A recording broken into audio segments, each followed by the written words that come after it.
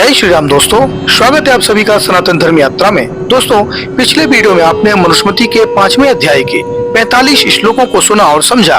अब आइए चलते हैं मनुस्मृति के 5वें अध्याय के 46वें श्लोक से लेकर 60वें श्लोक तक और आज इन श्लोकों को सुनने और समझने का प्रयास करेंगे। तो आइए सबसे पहले देखते हैं 46वां श्लोक।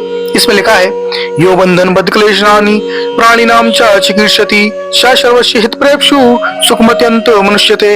अर्थात यह जो व्यक्ति प्राणिनाम बंधन बद्ध क्लेशान न चिकीर्षति, प्राणियों को बंधन में डालने, बद्ध करने, उनको पीड़ा पहुंचाने की इच्छा नहीं करता, वह सर्वस्य हित प्रेप्सु, सब प्राणियों का हितैषी, अत्यंतम सुखम अनुष्यते, बहुत अधिक सुख को प्राप्त करता है। उसके बाद 47वां श्लोक है। इसमें लिखा है, यदि ध्यायति यत् कुरेतु धृतिं बंधनाति यत्र चाह तद्वाप्नो यत्नेन यो हिंसनति न किंचन। अर्थात यह जो व्यक्ति किंचन न हिंसति, किसी भी प्राणी की हिंसा नहीं करता, वह यति ध्यायति, जिसका ध्यान करता है, यत् कुरते, जिस काम को करता है, चा और यत्र धृति बदनाति, जहाँ धैर्य युक्त मन को लगाता है, तत् उसको अयत्नेन सुगमता से अवाप्नोति प्राप्त कर लेता है। उसके बाद 48वां श्लोक है। इसमें लिखा है, न कृत्वा प्राणिनाम हिंसाम मांसुपद्यते क्वचित् न च प्राणिवथा स्वर्गस्य मांसमं विवर्जयेत्। अर्थात प्राणिनाम हिंसाम अकृत्वा क्वचित् मांसम न उत्पद्यते, प्राणियों की हिंसा किए बिना कभी मांस प्राप्त नहीं होता है। चा और प्राणिवधा, जीवों की हत्या करना न स्वर्ग सुखदायक नहीं है। तस्मात, इस कारण मांसम विवर्जयेत, मांस नहीं खाना चाहिए। उसके बाद 49वां श्लोक है। इसमें लिखा है, संपुत्वं च मांसस्य बंधो बंधो च देहिनाम प्रसमीयच्च निवर्तेत सर्वमांसस्य भक्षणात्। अर्थात चा और मांसस्य समुत्पत्तिम, मांस की उत्पत्ति जैसे होती है, उसको देहिनाम बद्ध बंधो, प्राणियों की हत्या और बंधन के कष्टों को प्रसमीक्ष देखकर सर्व मांसस्य भक्षणात्, सब प्रकार के मांस भक्षण से निवर्ततेत, दूर रहें। उसके बाद 50वां श्लोक है। इसमें लिखा है, न वेश्यति यो मांस विधिं हित्वा पिशाचवत् शालोके प्रियताम याति व्याधि विश्य च पीड़येत्। अर्थात जो मनुष्य पिशाचवत, राक्षस के समान विधि हित्वा, बच्चे या बच्ची की विधि नियमों को छोड़कर मांसम न भक्ष्याति, अवच्य मांस को नहीं खाता है, शह वह लोके प्रियताम याति, लोक में प्रेम को प्राप्त करता है।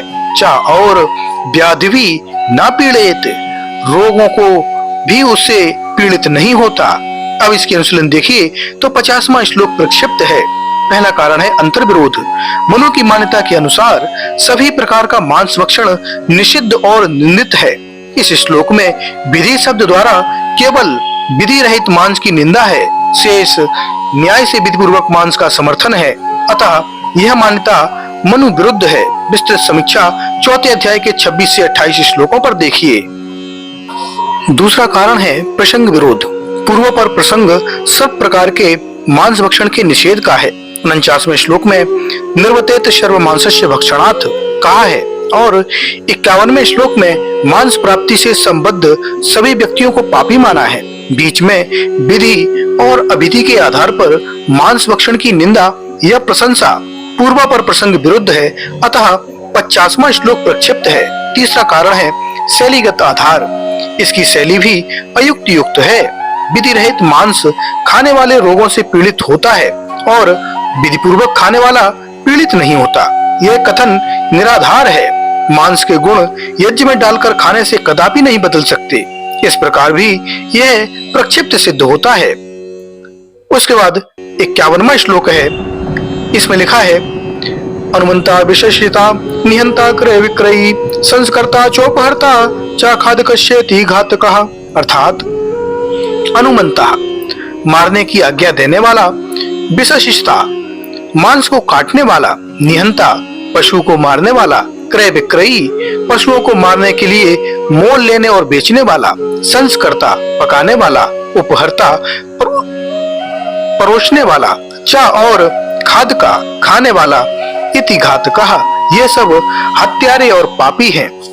अनुमति यानी मारने की आज्ञा देने मांस के काटने, पशु आदि के मारने, उनको मारने के लिए लेने और बेचने, मांस के पकाने, परोसने और खाने वाले 8 मनुष्य घातक, हिंसक अर्थात ये सब पापकारी हैं। अब इसके अनुशीलन देखिए तो जैसे हिंसा के पाप में 8 प्रकार के पापी होते हैं, उसी प्रकार अन्य अधर्म के कार्य में भी ये सब पापी होते हैं और सभी को उसका फल मिलता है। इसकी सिद्धि के लिए चौथे अध्याय के 173वें श्लोक प्रमाण रूप में द्रष्टव्य है।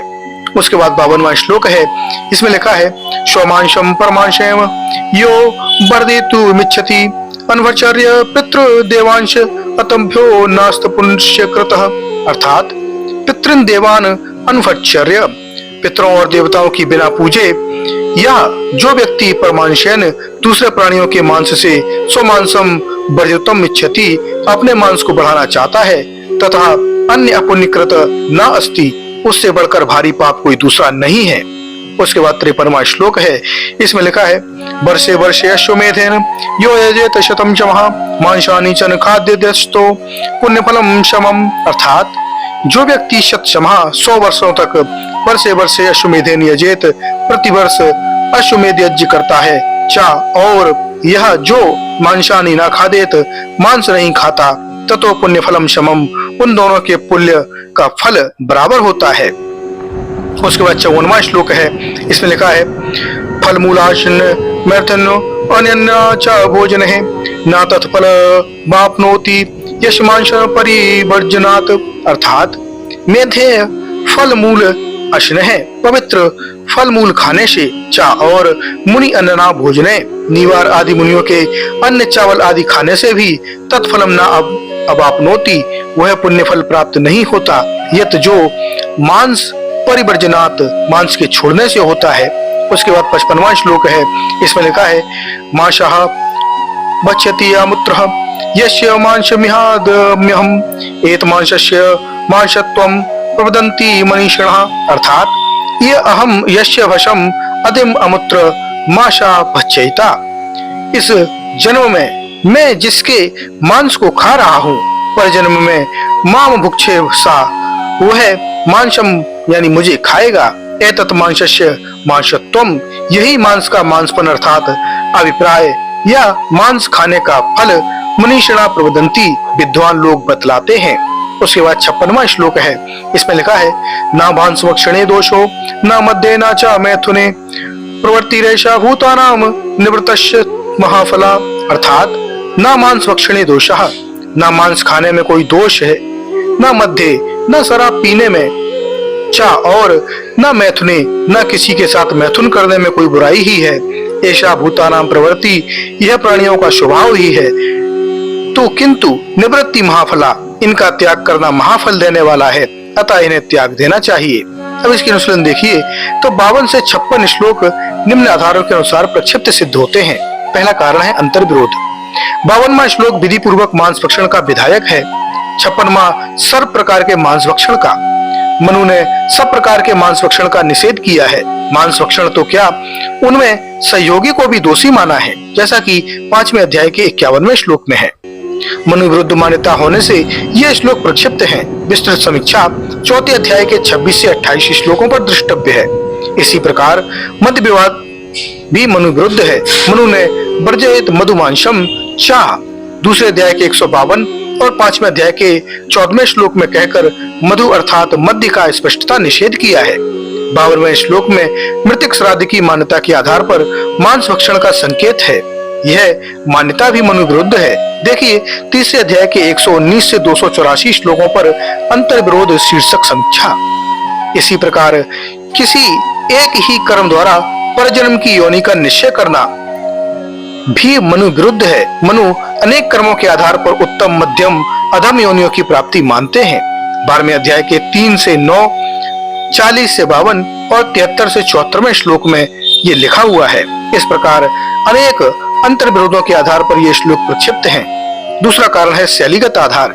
53वें श्लोक में 100 वर्ष तक के अश्वमेध यज्ञों के फल तथा मांस न खाने के फल की समानता का निश्चय करना। 54वें श्लोक में मुनियनों से भी बढ़कर मांस छोड़ने के फल का निश्चय करना आदि बातें निराधार एवं अयुक्त युक्त तथा अतिशयोक्तिपूर्ण शैली की हैं। इनका ऐसा निश्चय ना तो किसी मानदंड से संभव है और न संबद्धता है। अब गृहस्थ अंतर्गत देह शुद्धि विषय प्रारंभ होता है, जो कि 57 से 110 श्लोकों तक है। तो आइए चलते हैं 57वें श्लोक पर। इसमें लिखा है, देह शुद्धिम प्रवक्ष्यामि द्रव्य शुद्धिम तथैव च चतुर्णामपि वर्णानाम यथा बदनु पूर्वशः।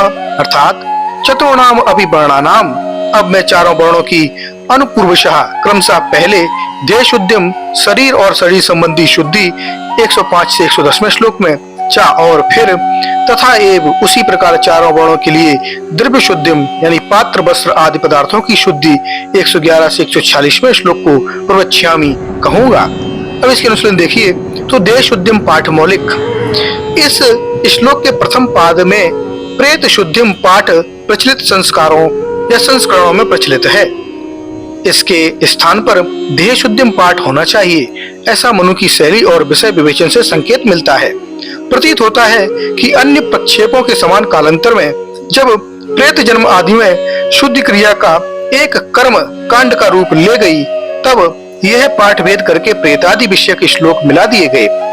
इस पाठ की अमौलिकता और देह शुद्धिम पाठ की मौलिकता निम्न प्रमाणों एवं युक्तियों से सिद्ध होती है। मनु की यह शैली है कि वे जिस विषय का प्रारंभ जैसे विषय संकेत से करते हैं, उसी संकेत से उसकी समाप्ति करते हैं। दृष्टव्य है तीसरे अध्याय के 286 और चौथे अध्याय के 259वें श्लोक पर, 8वें अध्याय के पहले श्लोक और 9वें अध्याय के 250 में, 10वें अध्याय के 131 में और 11वें अध्याय के 266वें श्लोक आदि। लेकिन यहाँ उस शैली से विपरीत विषय का प्रारंभ प्रेत शुद्धि से दर्शाया है।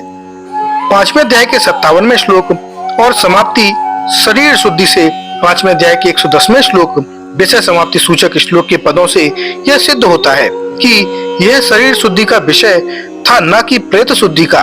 अतः इस श्लोक में सनार्थक देह शुद्धि शब्द ही मनु सम्मत सिद्ध होता है। मनु ने इस प्रसंग का वर्णन भी देह 5वें अध्याय के 105 में, गात्र 5वें अध्याय के 109 में, शरीर 110 में आदि शब्दों से किया है, जो यह सिद्ध करता है कि यह वर्णन प्रेत विषयक नहीं अपितु देह शुद्धि विषयक है। प्रचलित पाठ के अनुसार यदि प्रेत शुद्धि पाठ को सही मानकर यहाँ इसी का प्रसंग मान लिया जाए, तो यह आपत्ति आती है कि प्रेत शुद्धि विषय में दंतो तत्कालीन शुद्धि, सूतक शुद्धि, मन आत्मा आदि की शुद्धि का वर्णन क्यों किया? प्रेत के मन और आत्मा होते ही नहीं। इस प्रकार विषय संकेतक श्लोक में और वर्णन में तालमेल का न होना भी यह सिद्ध करता है कि प्रक्षेपों का समायोजन करने के लिए यह पाठ भेद बाद में किया गया। शैली श्रृंखला में जुड़ा हुआ पाठ देह शुद्धि ही है और मन तथा आत्मा आदि शरीर से संबद्ध रखने वाले पदार्थ हैं। अतः इसी पाठ को मान्य पाठ के रूप में स्वीकार किया है। अब देखिए 58वां श्लोक अशुद्धि के समय। इसमें लिखा है, दंत जाते अनुजाते चाकृत चूड़े च संशयते अशुद्धा बांधवा सर्वे सूतिके च तथोच्यते। अर्थात दंत जाते बालक के दांत निकलते समय, चा और अनुजाते दांत निकलने के बाद, चा तथा कृत चूड़े मुंडन संस्कार के पीछे संशय से मृत्यु हो जाने पर सर्वे बांधवा शुद्धा सब कुटुंबी अशुद्ध हो जाते हैं, तथा चा उसी प्रकार सूत के उच्यते पुत्रोत्पत्ति में भी अशुद्धि मानी जाती है। उसके बाद 59वां श्लोक है।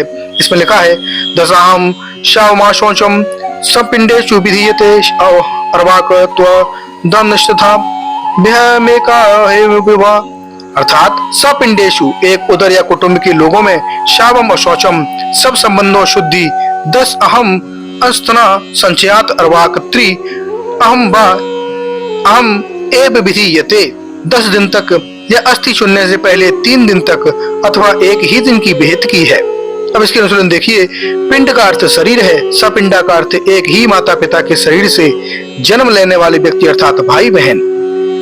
उसके बाद 60वां श्लोक है, सपिंडता और समानोदक भाव। इसमें लिखा है, सपिंडता तु पुरुषे सप्तमे विनिर्वर्तते समानोदक भावस्तु जन्मना अनोत्र वेदना। अर्थात सपिंडता तु सगापन तो सप्तमे पुरुषे निवर्तते 7वीं पीढ़ी में समाप्त हो जाता है, तो और समानोदक भाव घनिष्ठपन जन्मों जन्मांतरों अवेदने जन्म और नाम के ज्ञात न रहने पर छूट जाता है। तो इसकी अनुशीलन देखिए तो समानोदक भाव मूलार्थ में एक मुहावरा है जिसका अर्थ है एक जल का दूसरे जल में मिलकर एक हो जाना। इसका अभिप्राय घनिष्ठपन के व्यवहार से है। घनिष्ठता रहते हुए ही जन्म और नाम आदि का ज्ञान रहता है। घनिष्ठता न रहने पर वह नहीं रहता, तब आपका समानोदक भाव समाप्त हो जाता है। जबकि सपिंडता यानी कि एक ही व्यक्ति के द्वारा उत्पन्न हुए दो लोगों में घनिष्ठता सदैव रहती है। तो दोस्तों, ये जानकारी आपको कैसी लगी कृपया कमेंट बॉक्स में अवश्य बताइए। बने रहिए सनातन धर्म यात्रा के साथ और लेते रहिए रोचक एवं धार्मिक जानकारी और प्रमाणों के साथ। धन्यवाद। जय श्री राम।